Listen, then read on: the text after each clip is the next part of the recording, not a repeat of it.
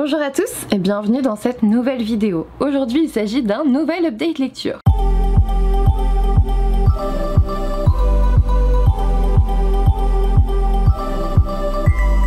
Dans ce nouveau point lecture, je vais vous parler de 6 romans. Certains ont été de vrais coups de cœur pour moi et je risque pas de les oublier.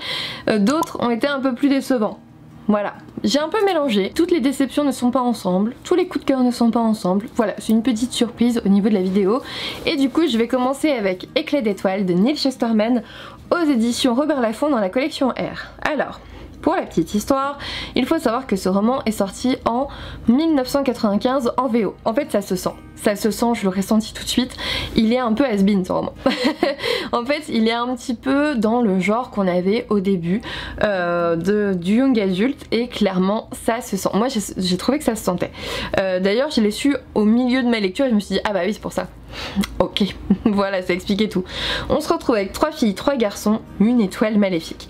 Donc on va découvrir ces 3 filles, ces 3 garçons qui vont se retrouver, qui ont tous une particularité un peu particulière. Il y a des messages qui m'ont pas forcément plu dans ce roman. Il y a des... Franchement, il y a des phrases clairement grossophobes quoi.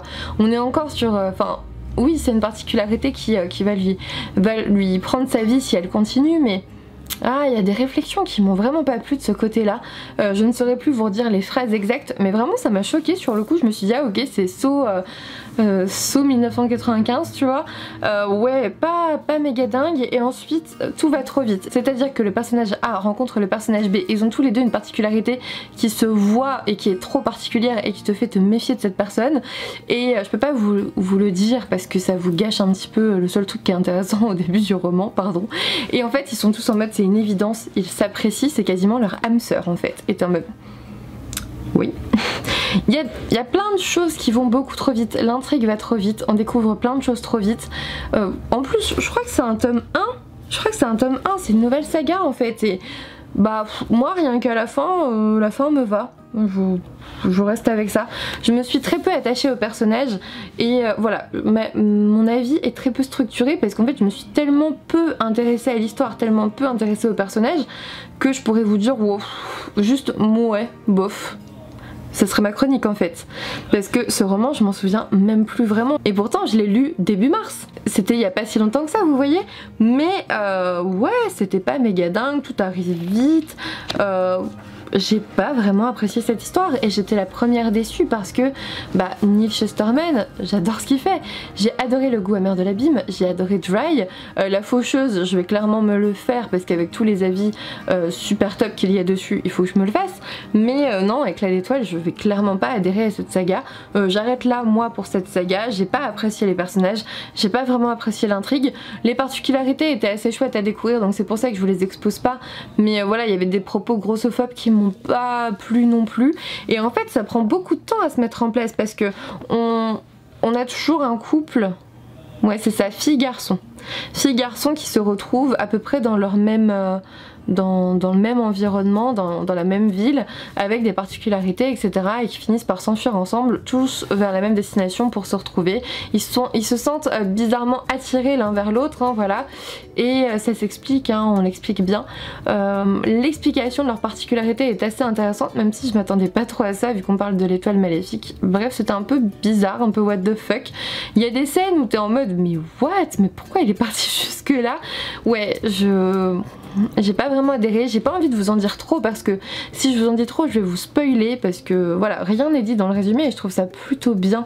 Voilà, là par exemple il nous parle de 2 personnages, on a Dylan qui possède le terrifiant pouvoir de déclencher des vagues de destruction avec une simple pensée, c'est à dire que le gars il va calculer en fait dans sa tête tout ce qui peut se passer si par exemple il bouge ce caillou de 3 cm et en fait il voit toutes les réactions en chaîne qui vont tout détruire et il se nourrit de la souffrance et de la destruction. Voilà. Et on a Deanna qui elle ressent une peur si dévorante qu'elle en est devenue une sorte de trou noir aspirant tout ce qui la terrorise. Elle est vraiment inspirée par la peur. Voilà. Et elle inspire la peur à tout le monde d'ailleurs. Il y a aussi ça. Et ça c'est seulement les 2 premiers. Vous avez 4 autres personnages qui ont d'autres particularités qui sont aussi très handicapantes. À chaque fois c'est extrêmement handicapant. Et tout ça est en lien avec une étoile, une supernova, une étoile qui a disparu du coup il y a plusieurs années. Et voilà, vous voyez un petit peu où je veux en venir, je suis sûre rien qu'en disant ça, vous voyez un peu où je veux en venir. Mais Ça va un peu plus loin que ça, donc voilà, je sais que je vous ai pas spoilé, ça c'est sûr. Mais j'en garderai pas un souvenir indélébile. Moi je vais me séparer de ce roman. Il n'était pas d'un grand intérêt pour moi, je ne m'en souviendrai plus d'ici un mois, ça c'est certain.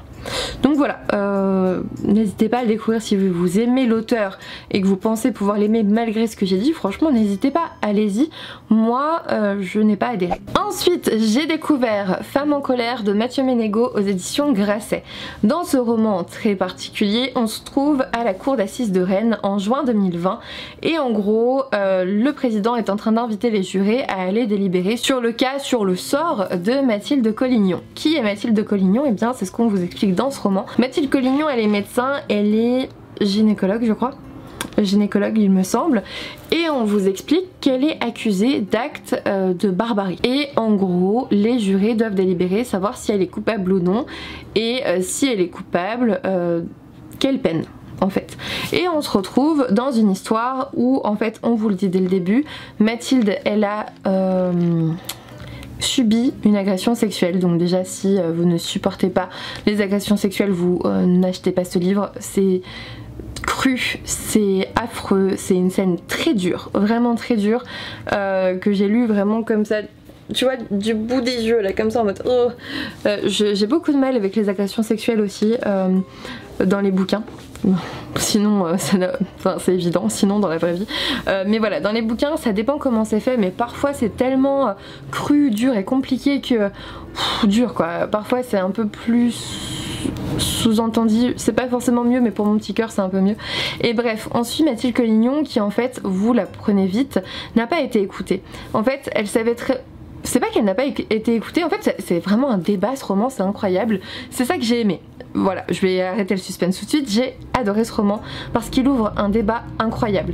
Alors il faut savoir qu'on est quand même dans les rouages de la justice, donc on est en plein milieu du théâtre judiciaire. Vous allez avoir plein d'explications. Pourquoi est-ce que les jurés délibèrent avec les juges? En quoi c'est différent avec les États-Unis? C'est-à-dire qu'on vous dit que voilà, parmi les jurés, vous avez donc les jurés qui sont là, qui sont des citoyens, vous avez le président du jury, enfin le président, et les deux assesseurs, je sais plus là, je sais plus. Bref, vous avez 3 professionnels dans le droit qui sont censés être là pour orienter quand même le verdict vers quelque chose le plus juste possible concernant le droit et la justice. Alors qu'aux États-Unis, c'est pas du tout comme ça. Les jurés qui délibèrent, ils sont tous citoyens. Donc en fait, ils peuvent prendre des décisions what the fuck en fonction de l'opinion publique. Et là, c'est un petit peu ce qui vous est retracé. Qu'est-ce qu'on fait quand l'opinion publique soutient Mathilde Collignon pour la plupart, et d'autres l'accusent bien sûr, parce qu'en fait elle est accusée de quelque chose fait après son agression sexuelle, qu'elle essaye de justifier en disant je me suis fait agresser, voilà, je savais qu'on ne m'écouterait pas, c'est pour ça que les femmes sont en colère, et bah voilà, j'ai fait ça. Donc moi ça me pose quand même un gros problème éthique. N'allez pas à la fin du roman, je vous le dis tout de suite, la fin vous spoil tout, et la fin j'en parlerai après mais elle est quand même compliquée. Mais voilà, on a 3 magistrats, 6 jurys populaires qui sont appelés à trancher.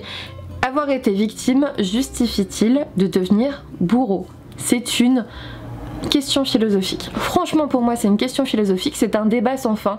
Est-ce que parce que tu as été agressé, tu as le droit d'aller agresser l'autre? Moi j'ai pour habitude de dire à mes patients qui parfois ont des pulsions hétéro-agressives, rien n'excuse la violence, vous finirez en prison. Voilà, tu peux dire ça comme ça, pour moi rien n'excuse la violence, tu n'as pas le droit de frapper les autres parce que tu es angoissé, tu n'as pas le droit de frapper les autres parce que t'en as envie, parce que voilà, et est-ce que tu as le droit de faire du mal à quelqu'un parce qu'il t'en a fait avant? Est-ce que la justice sert à cautionner une justice populaire? Est-ce que chacun doit maintenant se faire justice lui-même?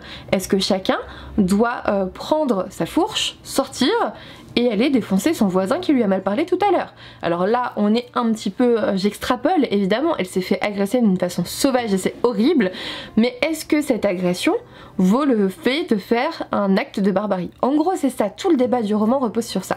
Donc oui, vous êtes dans le théâtre judiciaire parce que vous êtes dans les délibérations. On a forcément des gros clichés, on a le mec méga macho insupportable qui est là, voilà, cette connasse elle doit payer machin, c'est quasiment, elle l'a bien mérité, tu vois, elle avait qu'à pas la guicher, enfin voilà, vous vous doutez très bien de ce qu'on peut avoir. On a à l'inverse la féministe extrême qui va l'excuser pour tout parce que entre femmes on doit être solidaire. Là aussi ça me gêne. Moi les deux extrêmes me gênent. Est-ce qu'on doit se soutenir peu importe les faits? Voilà, se soutenir dans les agressions sexuelles évidemment, mais se soutenir dans les crimes, je suis pas sûre. Moi je vois des psychopathes femmes, ça existe, les femmes psychopathes ça existe. C'est très peu diagnostiqué parce qu'on n'y pense jamais. Pour nous le psychopathe c'est toujours le mec super bizarre qui vous fait froid dans le dos et tout. C'est loin d'être ça, il y a même des psychopathes dans les sociétés hein. Donc voilà, il y a des femmes psychopathes et c'est vrai que il y a une certaine froideur, vraiment le personnage de Mathilde m'a beaucoup interrogée dans ce roman parce que c'est méticuleux, c'est précis, il y a une certaine froideur, il y a... Ah, je me suis quand même interrogée. Après, elle a pour elle qu'elle est médecin, elle a 2 enfants, etc. Enfin, voilà, elle est plutôt bien intégrée dans la société, mais moi, elle m'a beaucoup interrogée quand même. Et la fin, les gars, mais la fin, il faut que vous lisiez cette fin. Bon, je pense qu'il va sortir en poche, hein, je pense l'an prochain, j'espère pour vous, hein, franchement. Il vaut le coup d'être découvert. Après, pour 18 € ça fait cher la page, tu vois. 18 € pour moins de 200 pages, ça fait cher. Mais la fin, ne la lisez pas avant. La fin remet tout en question. Et je peux pas dire que j'ai aimé cette fin parce qu'elle ouvre un débat autre. Est-ce que on peut tout faire pour ses idées? Est-ce qu'on peut tout faire pour ce qu'on croit, pour défendre ce qu'on croit, pour défendre ce en quoi on croit en tout cas? Est-ce que tout est excusable parce qu'on s'est fait agresser avant? Enfin voilà, il y a énormément de questions qui se posent. C'est extrêmement intéressant, c'est extrêmement intelligent, bravo à l'auteur, extrêmement intelligent. Ne vous attendez pas à un roman noir, à un thriller, ça n'est pas ça. On est en train de disséquer cette justice, ce théâtre judiciaire, parce que c'est clairement un théâtre, hein. Moi ma soeur est avocate, je peux vous dire qu'elle me décrit comment ça se passe en audience, c'est l'effet de manche. Alors là je peux pas le faire parce que j'ai pas une grande manche, mais imaginez la robe de l'avocat comme ça et non monsieur le président, tu vois, c'est comme ça en fait que ça se passe, c'est un théâtre, les gens jouent un jeu pour avoir raison et remporter leur affaire, c'est comme ça que ça se passe. Et là c'est clairement exposé, ça se voit, et on va voir un petit peu aussi l'influence de l'opinion publique sur une décision de justice, une décision de justice qui est censée être régie par des lois, peut-être un peu comment dire, atténuée par l'opinion publique, parce qu'il y a aussi des jurys citoyens là-dedans. Voilà, il y a des réflexions éminemment intéressantes, vraiment. Ça ne plaira pas à tout le monde. Ça ne plaira pas à tout le monde, je ne suis pas sûre d'aimer la fin. Je ne suis pas sûre d'avoir bien compris le message de l'auteur, à part encenser le débat. À part ouvrir le débat, ouvrir la parole, ouvrir quelque chose en fait. Je pense qu'il n'a pas vraiment d'opinion sur la question.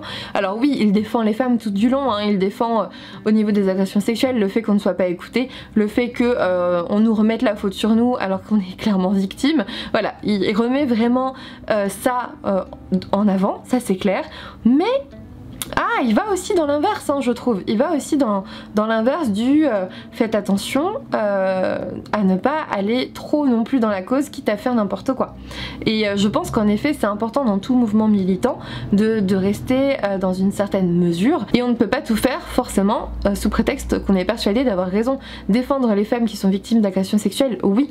Défendre les criminels qui disent l'avoir été parce qu'ils ont été victimes d'une agression, ça devient différent. Ça devient différent et voilà, cet ouvrage ouvre débat. D'ailleurs j'ai parlé avec beaucoup d'entre vous, j'ai longtemps parlé avec Stéphanie qui en parlait aussi, donc Pixie Bookin, et après j'en ai parlé sur Instagram avec beaucoup d'entre vous, et c'est vrai qu'on a toujours une vision différente de certaines phrases et tout, mais vraiment moi à la fin il y a une phrase qui m'a choquée, là je la retrouve à chaque fois parce que je sais où elle est, il y a une phrase qui m'a clairement choquée et qui pour moi relève aussi du sexisme. Voilà, c'est tout ce que je dirais.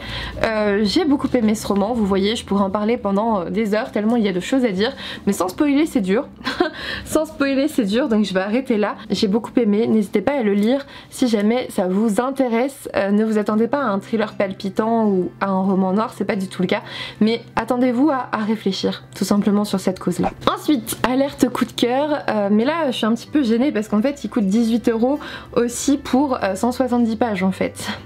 Mais alerte coup de cœur quand même, j'ai retrouvé avec plaisir la traduction d'une plume japonaise, et moi et les plumes japonaises asiatiques en général, c'est une histoire d'amour. C'est une histoire d'amour, j'ai eu un coup de cœur pour L'été de la sorcière de Nashiki Kao aux éditions Piquet. Les éditions Piquet sont des éditions de qualité dans la littérature asiatique. À chaque fois c'est traduit, je pense avec, alors je peux pas dire que c'est traduit avec brio, mais avec sensibilité et délicatesse, et c'est vraiment ce qui caractérise la plume, en tout cas dans ma tête, les plumes asiatiques, lorsque ce sont pas des romans d'horreur bien sûr, évidemment. Dans cette histoire, nous suivons Mai. Mai qui est une jeune fille et qui, donc en fait la première scène, elle est à l'école et la directrice l'appelle et on lui annonce que la sorcière de l'Ouest est morte. La sorcière de l'Ouest, c'est sa grand-mère. Et là on tombe dans un énorme flashback où durant tout le voyage en fait qui mène à la maison de sa grand-mère avec sa mère, elle revient quelques années en arrière quand elle, en gros on va parler harcèlement scolaire parce que Mai elle est métisse. Elle est métisse parce que sa mère était déjà métisse et en fait sa grand-mère est anglaise et son grand-père est japonais et du coup elle est métisse, voilà. Et c'est très compliqué d'être métisse au Japon, que ça soit à l'heure actuelle ou avant, c'est extrêmement compliqué de ne pas être issu de deux parents japonais. Voilà, on vous montre du doigt, c'est compliqué d'être blond aux yeux bleus là-bas, enfin voilà. J'ai pas dit qu'elle était blonde aux yeux bleus, mais voilà, les métisses ont la vie difficile et du coup elle est victime de harcèlement scolaire et elle ne veut plus aller à l'école. Elle dit pas à ses parents qu'elle est victime de ça, mais on le sait, on le sent, il y a quelque chose au niveau de l'école, ils ont bien compris hein, parce que sa mère elle était métisse, donc voilà, elle a bien compris que c'était un petit peu la même chose. Et du coup on lui propose d'aller passer quelques temps, je sais plus, quelques semaines chez sa grand-mère à la campagne, au contact des plantes, des fleurs et des fraises sauvages, et c'est juste magnifique, c'est juste magnifique. Sa grand-mère va lui apprendre à prendre confiance en elle, elle va lui apprendre à faire des choses avec elle, elle va lui décrire le pouvoir des plantes. En fait elle lui dit on va commencer ton apprentissage de sorcière. Sauf que voilà, une sorcière ça apprend à écouter la nature, ça apprend à s'écouter soi-même, à vivre dans l'instant présent, en fait à se détacher un petit peu de tout ce qui fait notre société. C'est à dire qu'à un moment donné, alors oui il y a plein de post-it, hein, j'ai adoré ce roman. À un moment donné en fait elle dit oui moi j'aimerais bien être célèbre, j'ai trouvé ça génial comme argumentaire. Voilà, elle en fait Mai dit ah bon, alors que maintenant elle pourrait être une star de la télé, et sa grand-mère lui dit tu penses donc que c'est ça le bonheur? Tu crois qu'attirer l'attention rend heureux? Et Mai dit je n'en sais trop rien. Sa grand-mère dit bien sûr, puisque chacun a sa propre définition du bonheur, toi aussi Mai tu dois chercher ce qui te rend heureuse. Et en fait elle dit bien, Mai, un petit peu avant, qu'elle a pris quelques instants pour réfléchir. Pour les jeunes de sa génération, devenir une star de la télé était synonyme de réussite. Avoir du succès ne rendait-il pas heureux? Mais il lui fallait bien admettre qu'avoir tous les regards braqués sur soi devait être une situation plutôt difficile à vivre. Et derrière on a mais attirer l'attention, cela veut dire être respecté et reconnu. Et alors, on ne risque pas d'être maltraité, intimidé ou mis à l'écart, on n'est jamais ignoré ou négligé, non? Et la grand-mère rapporte, être harcelé et même ignoré ou négligé, c'est aussi être au centre de l'attention. Et voilà, elle remet en fait plein d'idées de Mai en question, et c'est beau, c'est touchant, la plume est magnifique, on est touché par toute cette nature, on est dans une sorte de voyage initiatique, mais dans la même... en fait elle fait un voyage intérieur initiatique, elle apprend à prendre confiance en elle, à remettre en question tous ces a priori en fait. On est touché par la nature de cette maison. J'ai été émue par un chemin de fraises sauvages. J'ai été touchée par une marmite de confiture. Je ne sais pas si vous vous rendez compte de l'absurdité de mes propos. Hors contexte, c'est parfaitement idiot de vous dire que j'ai été touchée par un chemin de fraises sauvages. Mais on est dans un roman traduit du japonais et on est forcément touché par la nature. On peut être touché par un gâteau quand on lit du japonais, quand on lit un roman japonais. Et là je vous dis, j'ai été émue par un chemin de fraises sauvages, j'ai été touchée par une marmite de confiture.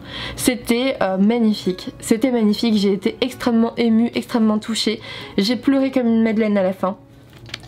Parce que en fait il y a l'histoire principale et derrière il y a deux ajouts, deux petites nouvelles on va dire de cette histoire qui en rajoutent encore plus niveau larmes. Je peux vous dire, j'ai été extrêmement touchée. On est forcément dans une thématique du deuil mais aussi de la résilience, de la confiance en soi, l'évolution aussi. Mai c'est une adolescente en pleine évolution et du coup elle apprend à être une sorcière, c'est-à-dire à manipuler certaines plantes, à manipuler certaines fleurs, à être au contact de la nature et à mieux s'écouter elle-même. C'est ça, être être une sorcière en fait, et je crois qu'on peut l'être un petit peu toutes aussi, et c'était extrêmement chouette.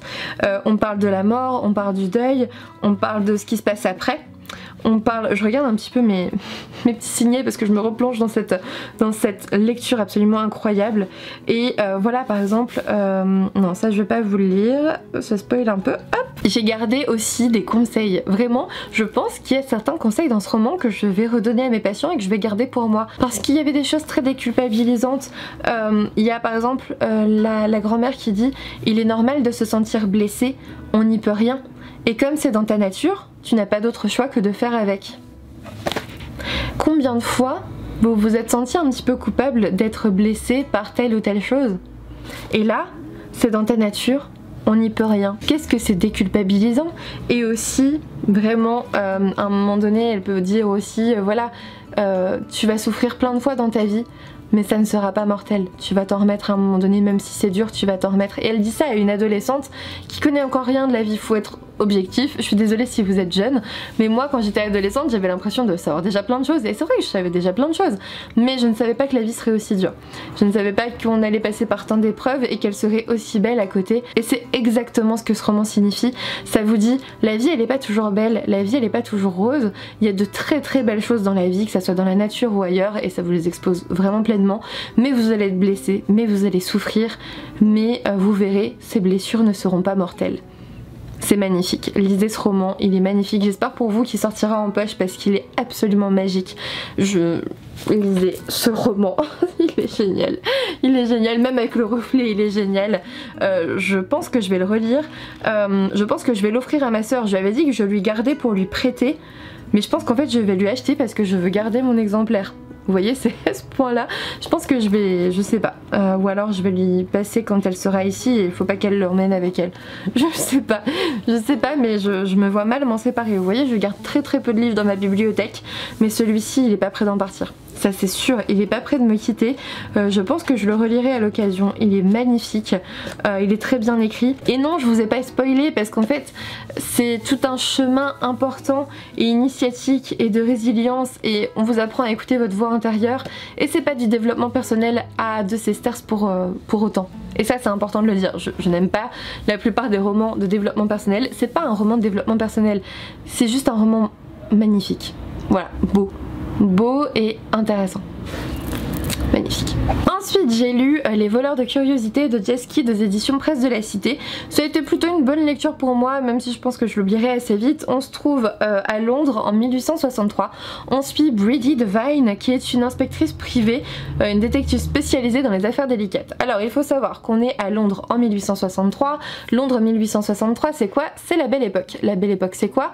C'est ce moment où on a une grosse avancée au niveau technologique et où on va se retrouver avec plein de curiosités. Oui, moi je me souviendrai toujours quand je suis allée faire ma première dissection de cadavres. Voilà, je suis arrivée dans un labo d'anatomie et il y avait plein de choses bizarres, ça faisait vraiment petit cabinet de curiosité.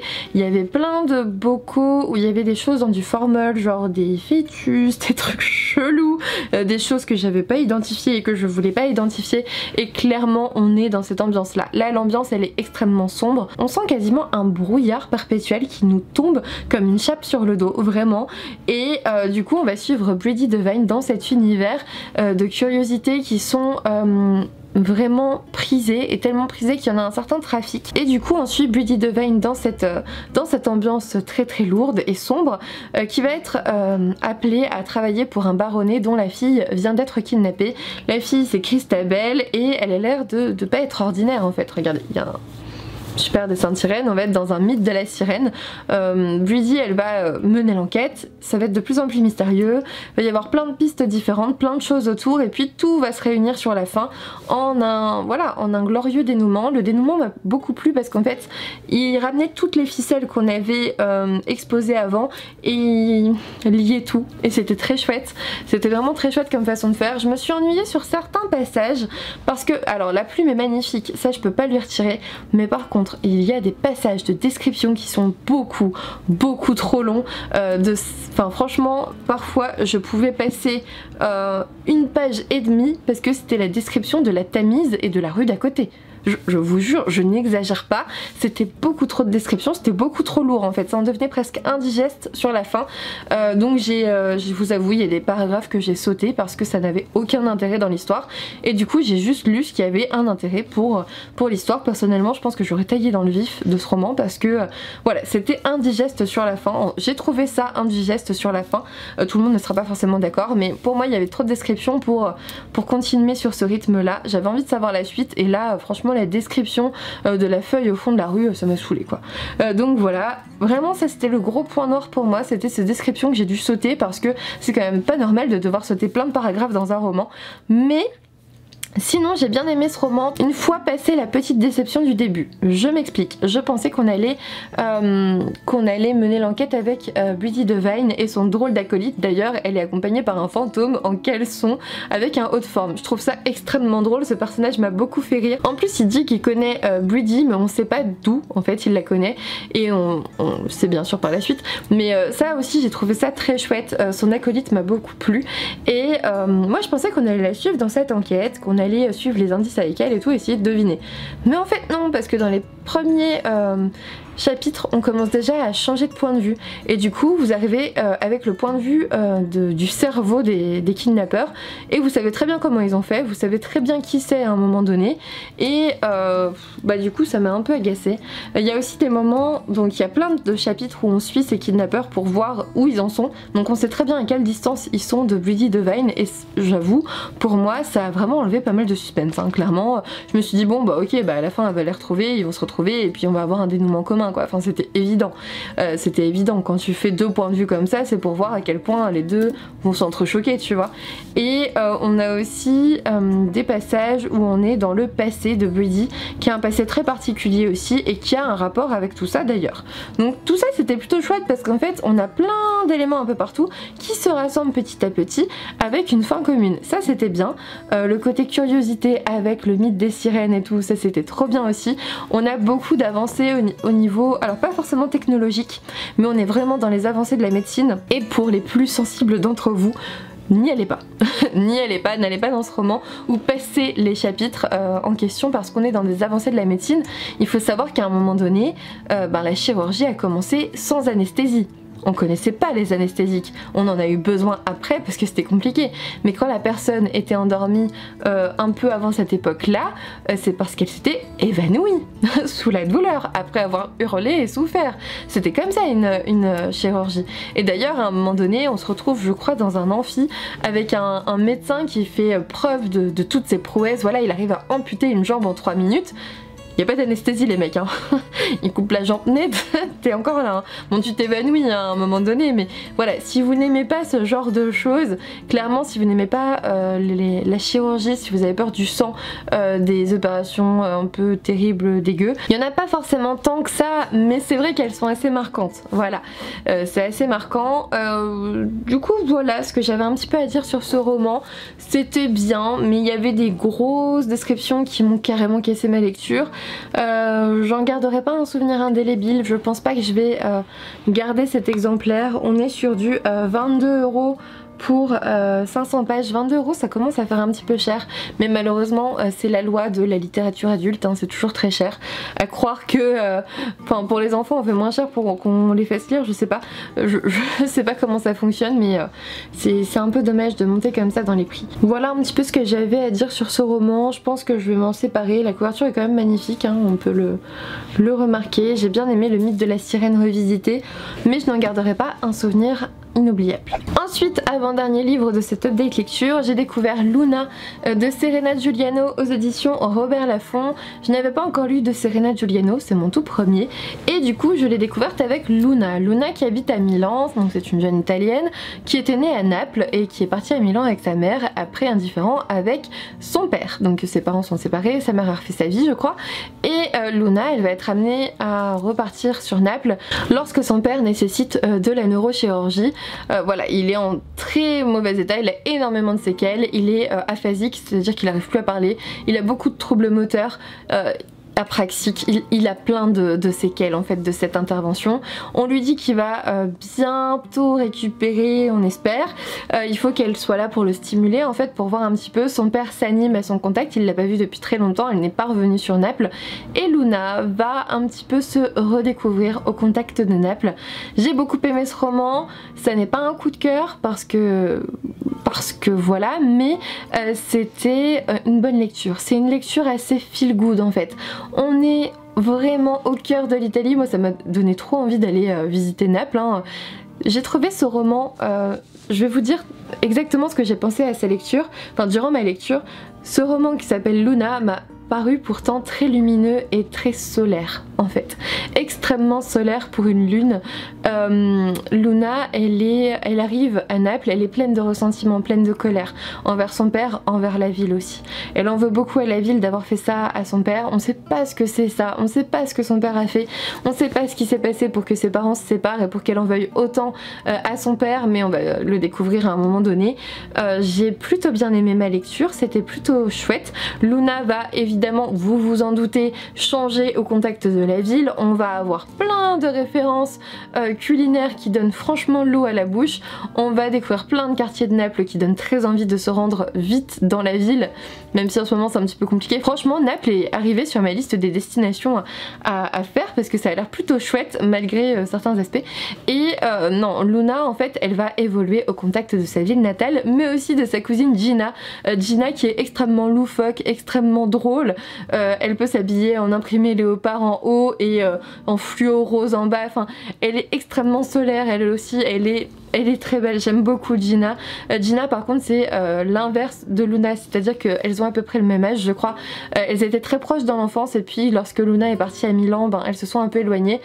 Pourquoi? Parce que Naples c'est un petit peu la campagne en fait pour les Milanaises. Les Milanaises sont vues comme indépendantes, carriéristes, etc.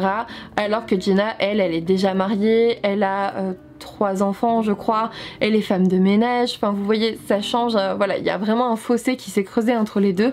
Et Luna elle a un petit peu oublié sa ville natale en fait, elle l'a un petit peu renié aussi surtout. Elle s'est pas mal moquée de sa cousine aussi avec ses potes et bref il y a toute une histoire sur ça. J'ai beaucoup aimé ce roman parce que on va voir toute l'évolution de Luna au contact de cette ville, au contact de Gina, au contact de son père aussi et de la super mamie qui est la femme du patient d'à côté de son père en fait. J'adore cette mamie et j'adore, et en fait il y a plein de mamies dans ce livre et j'adore les mamies moi. Et il y a une autre mamie aussi, c'est la voisine du dessus de Luna, enfin de son père en fait parce qu'elle habite chez son père à ce moment là et elle est aussi très très chouette, j'ai beaucoup aimé son histoire. Maintenant je trouve qu'on retrouve aussi beaucoup d'humour des stories de Serena Giuliano, moi je la suis beaucoup sur Instagram parce que je la trouve extrêmement drôle. On retrouve clairement ses déboires avec son chat, voilà, j'ai eu l'impression quand même d'avoir peut-être un peu trop de ses stories dans ce roman.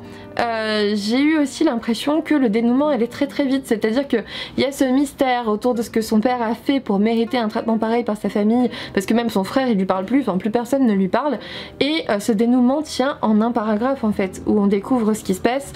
J'ai trouvé que ça allait un peu trop vite dans le dénouement et que quitte à prendre autant de temps pour tout mettre en place, on aurait pu un peu plus développer. Il y a beaucoup d'humour, ça vous fera passer forcément un bon moment, c'était très sympathique, vraiment. Maintenant, est-ce que c'est un roman inoubliable? Peut-être pour sa description d'Italie et de Naples. Peut-être de ce côté-là. Après c'est une histoire assez habituelle de la jeune fille qui a renié un peu ses origines, qui revient dans sa ville natale et qui se souvient que finalement elle a manqué plein de choses et qui va évoluer à ce contact-là. Elle a même une histoire d'amour très intéressante qui se passe en fond, hein. C'est vraiment pas cliché, c'est super chouette. Là pour le coup le traitement de cette relation a été vraiment bien fait j'ai trouvé. Et jusqu'à la fin j'avais des doutes et j'ai même été surprise, donc vraiment bien joué. Non, ça a été une très bonne lecture pour moi, vraiment j'en garderai un excellent souvenir. Il y a certaines choses qui font que ça n'a pas été un coup de cœur, mais je vous le conseille si jamais l'histoire vous intéresse. Et enfin, si vous êtes toujours là, vous allez pouvoir assister à l'un de mes avis négatifs, les plus négatifs de la chaîne je pense. J'ai lu, alors pas tout hein, parce que ça a été une épreuve déjà, j'ai lu 77 pages d'À la folie de Joyce Orman aux éditions Flammarion.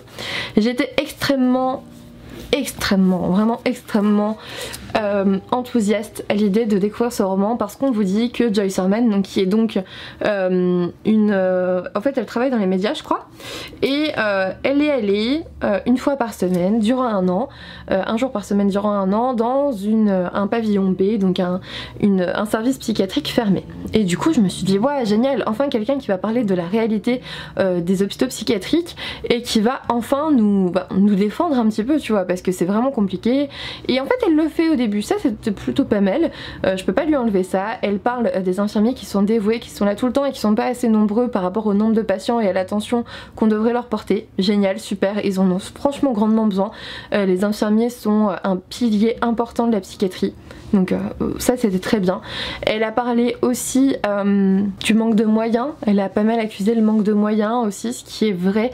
Avant on pouvait faire plein de choses, on pouvait faire des séjours, des sorties, des choses comme ça qui sont thérapeutiques en fait, qui sont bénéfiques pour les patients, et maintenant la moindre sortie demande une paperasse absolument incroyable et du coup on a beaucoup de mal à faire des choses pour bosser. L'hôpital de jour je le vois bien aussi, enfin je fais pas que de l'hôpital de jour, je le précise, je suis aussi en service et au CMP et aux urgences, je fais beaucoup de choses au final et différentes, et c'est ce que j'aime beaucoup.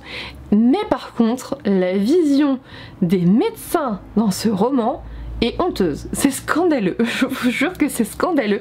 J'ai lu ça, j'étais outrée, je me suis retrouvée à faire non mais elle est sérieuse, vraiment à voix haute en lisant mon roman, j'étais outrée.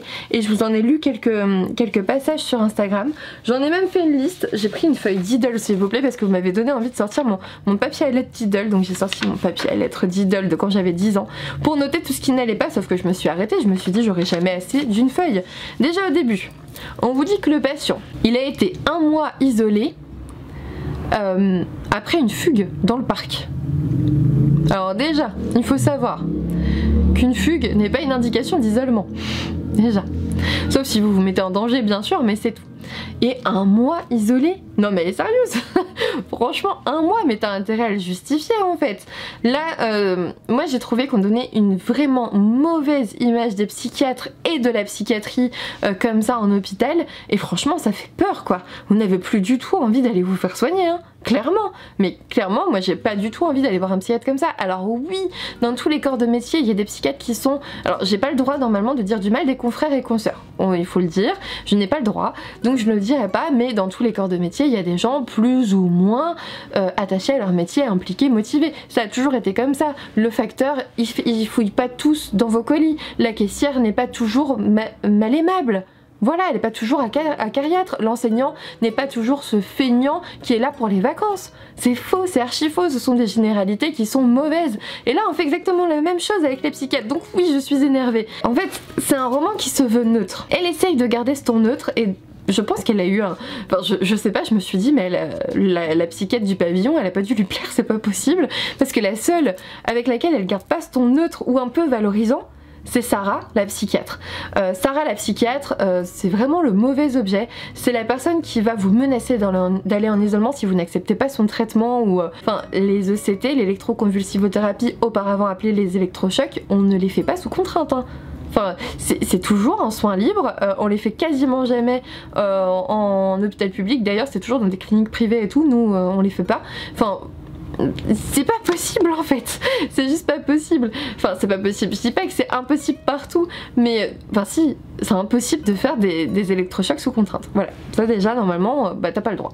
Ensuite, un mois isolé, et en gros elle dit oui avant on était vraiment dans le non-enfermement et tout, mais on y revient en fait. Renseignez-vous, il y a une loi là qui vient de passer qui est extrêmement contraignante au niveau administratif pour les médecins d'ailleurs. Toutes les 48 heures, on doit faire un papier, toutes les 48 heures d'isolement d'un patient, on doit faire un papier pour expliquer au juge des libertés de la détention pourquoi le patient est toujours isolé. Alors que c'est une mesure d'isolement thérapeutique, il n'est pas isolé juste parce qu'on ne veut pas s'en occuper, tu vois. Et il y a des phrases qui m'ont énormément choquée. À un moment donné, elle dit... lorsque les médecins négligent parfois de voir les malades. Néglige, le mot est fort, de voir un malade. Mais pourquoi est-ce que je finis aussi tard? Alors je devrais peut-être juste les négliger? Non mais c'est ça. Enfin, je finis si tard parce que je néglige des malades. Sérieusement? Est-ce que tous les médecins sont comme ça? En fait, il y a vraiment d'énormes généralités. Et le truc qui m'a fait arrêter le roman, vraiment j'étais mais... outrée. Déjà, elle, quand tu fais un roman sur la psychiatrie, peut-être qu'il faudrait lire un peu sur les pathologies, parce qu'il y en a, par exemple, à un moment donné, il y a un moment karaoké, et elle est en mode, elle dit dedans, voilà, on voit bien que c'est compliqué dans l'institution, c'est froid et tout, il y a à peine quelques applaudissements, ils prennent pas de plaisir, oh là là, machin. Mais c'est pas la faute de l'institution, ça, en fait. Ça s'appelle des symptômes, c'est-à-dire qu'on a des patients qui ont un émoussement des affects, on a des patients schizophrènes qui ont des symptômes négatifs, qui ont un apragmatisme, et en effet, ils ont du mal à prendre du plaisir. Ça fait partie de leur pathologie, c'est comme ça. Mais non, là, d'un seul coup, c'est la faute de l'institution, hein, alors que nous aussi, on a des karaokés. D'ailleurs, c'est très intéressant quand je suis en consultation et que le karaoké est dans la pièce juste à côté, c'est super cool. C'est très joyeux comme ambiance. Mais voilà, ça fait partie de leur pathologie, en fait. Bon bref, et à un moment donné aussi, elle confond paranoïaque et paranoïde, c'est pas du tout la même chose. Un délire paranoïaque et un délire paranoïde, c'est pas pareil, hein. Et en fait, elle utilise le mot paranoïaque pour parler de paranoïde, et je trouve ça dommage. Bref, ça peu importe. En fait, ça me gênerait pas si c'était un roman de fiction. Avec un auteur, je me serais dit, bon bah voilà, il s'est pas trop renseigné. Là, elle a passé 1 jour par semaine pendant 1 an. Donc en fait, elle se positionne en tant que témoin de ce qui se passe vraiment. Et le ton neutre habituellement employé est intéressant, mais pas contre le corps médical en fait. On est accusé d'absolument tout. On est accusé d'absolument tout et ça me gêne énormément. Et quand je vois sur Amazon je crois que c'est un psychologue je crois, qui dit voilà moi je suis un psychologue, j'ai travaillé pendant je sais plus combien de temps en hôpital et les médecins, les psychiatres sont devenus des technocrates ignorant tout de l'âme humaine. Bah peut-être ceux avec lesquels tu as travaillé, j'en sais rien, peut-être que tu as eu un mauvais contact, mais c'est dommage de faire une généralité sur quelqu'un avec qui tu as travaillé, avec qui ça s'est pas passé, pas bien passé. J'étais outrée là aussi hein, d'ailleurs. Ouais, il y a un chapitre qui s'appelle Il faut beaucoup aimer les fous. Et puis parler de démence quand t'es en psychiatrie, les démences, moi quand je dis qu'un patient est dément, il est pas en psychiatrie en fait, justement c'est pas de la psychiatrie la démence. Donc déjà voilà. Et il y a vraiment un passage, il faut que je vous... Voilà, je pile dessus parce que c'est page 74 et c'est pas un hasard si je me suis arrêtée page 77 en fait. En fait il parle d'un patient qui est très agité et Sarah, donc la psychiatre, veut le sédater, menace de le mettre en chambre d'isolement. C'est pas une menace, c'est soit t'indiques et tu prescris, c'est une prescription, mais tu peux pas menacer les gens. S'il est agité et qu'il est un danger pour les autres, ça peut arriver, c'est comme ça. Et estimant que le risque de fugue est très fort, ça n'est pas une indication. En plus, elle dit qu'on est dans un pavillon fermé. Les mecs, ils ont droit à une pause cigarette, mais en gros, pour sortir avec ta cigarette, il faut que quelqu'un ouvre la porte. Donc, en quoi le risque de fugue, il est fort? Ta porte, elle est fermée, en fait. C'est n'importe quoi. C'est juste n'importe quoi. Si ton pavillon, il est fermé, il n'y a pas de risque de fugue. La porte est fermée. Moi, j'ai bossé dans des pavillons fermés et ouverts. Quand c'est ouvert, en effet, t'as des risques de fugue, mais dans tous les cas, tu peux pas forcément les mettre en isolement, c'est pas une indication. Et tu dois les surveiller, en fait, c'est tout. Mais pour ça, il nous faudrait plus de personnel, mais c'est une autre histoire. Mais bref, tu dois les surveiller. Et en pavillon fermé, c'est fermé en fait. Ça porte son nom. La porte d'entrée est fermée. Il n'y a pas de risque de fugue. C'est bien pour ça qu'ils sont dans ce pavillon d'ailleurs, en fait. Donc voilà, je ne comprends pas. Je ne comprends pas. Et là, on a Barnabé, l'infirmier, qui exprime son désaccord au médecin, moi je trouve ça très fort, qui affirme qu'il peut le calmer. Merci Superman, c'est génial, vas-y. Vas-y, je te regarde, en fait. Si tu peux le calmer d'un clin d'œil, regarde, je te regarde cligner des yeux, vas-y. Donc que Bilal a besoin d'être entouré. Écoutez, bah oui, c'est à ça que servent les entretiens en fait, en effet. Et il ajoute en aparté que Sarah a peur des patients. Et que cette peur, attention, la pire phrase que j'ai pu lire dans ce roman, est un problème récurrent des autorités médicales. Attention là, ce qui est dit aussi, Barnabé estime que la phobie des malades, quel mot fort, la phobie des malades, à quel point c'est du gros n'importe quoi. La phobie des malades, une phobie ça ne se contrôle pas et tu ne pourrais pas être en présence de malades si tu es en phobie des malades. Les patients qui sont phobiques de quelque chose, ils vont pas se mettre volontairement en contact avec ces gens, avec leur objet phobique. Ça n'est pas possible. Ça n'est pas possible. Et en gros, elle est en train de dire que c'est un problème récurrent des autorités médicales. En mode, regardez, les infirmiers essayent vraiment d'instaurer la parole, mais les médecins, ces méchants médecins, ces infâmes médecins, ont tellement peur que en fait, ils préfèrent enfermer les patients plutôt que leur parler. C'est grave ce qui est dit dans ce roman. C'est extrêmement grave. C'est extrêmement grave et je ne peux pas cautionner ça. Vraiment, ça m'a énervée. Je suis toujours énervée. En fait, elle a rien compris, quoi. Je suis désolée, mais c'est dommage. c'est dommage. Barnabé estime donc que la phobie des malades, qui sépare les psychiatres des autres soignants, les chefs des subalternes. Les premiers se méfient trop souvent des patients, donc les médecins se méfient tous des patients. Ils sont tous comme ça. Et du coup ça se termine en chambre d'isolement. Et là on vous dit que le patient, en plus elle l'a attaché au lit, ça elle est très très loin. Moi je crois que j'ai jamais prescrit de contention ou presque. On les utilise pas, je sais même pas où elles sont dans le service pour être honnête. Et en gros elle vous dit que le malade a réussi à arracher ses contentions. Il a cassé la fenêtre. Alors normalement si c'est aux normes, la fenêtre ne peut pas être cassée. Ça n'est pas possible. Une fenêtre en isolement est sécurisée. Elle ne peut pas être cassée. C'est fait exprès. Sinon, ça sert à rien de les isoler. En fait, ils peuvent s'enfuir par la fenêtre. Voilà. Ensuite, elle dit qu'il a défoncé la porte. Une porte en isolement, c'est pareil. Si elle est aux normes, elle s'ouvre pas. Hein. C'est... Voilà. Je vous dis, c'est du gros n'importe quoi. Et ensuite, on a Barnabé. Ah non, mais cette phrase est mythique. Cette phrase est mythique. Faut que je vous la lise. Et l'imperturbable Barnabé a conclu. Voilà. J'avais prévenu. La peur engendre la peur. En gros, le médecin l'a bien cherché, il est trop con. Mais c'est quoi ça? Mon Dieu. Ne lisez pas ce roman, c'est la première fois je pense que je dis ça. Je ne vous dis jamais ne lisez pas, ne faites pas ci, ne faites pas ça, je ne vous donne jamais de directive. Mais en fait, on galère tellement déjà à mettre les patients en confiance parce qu'ils ont une image erronée de la psychiatrie que quand je lis ce genre de... Je tairai le mot que j'ai en tête. Je ne peux qu'être outrée et inquiète par rapport à l'avenir parce que si des gens lisent ça, ils voudront même plus se faire soigner. C'est dangereux ce genre de roman. C'est extrêmement dangereux. Désolée si le cadre a bougé mais j'avais plus de batterie. Voilà, j'ai fait des vidéos trop longues aujourd'hui. Mais je disais, pour moi, ce livre est clairement dangereux et j'ai longtemps hésité avant de vous donner mon avis parce que je me suis dit... Est-ce que c'est pas lui faire de la com en fait? Parce que là pour le coup, d'habitude je dis les avis négatifs c'est top, ça vous permet en fait de réfléchir et de voir si vous pouvez l'apprécier ou pas. Mais là pour moi c'est tellement un ramassis d'inepties sur le corps médical que je vous conseille absolument pas de lire ça, ça va vous donner une vision erronée du truc en fait. Pour quelqu'un qui dit avoir été en immersion, c'est un peu dommage.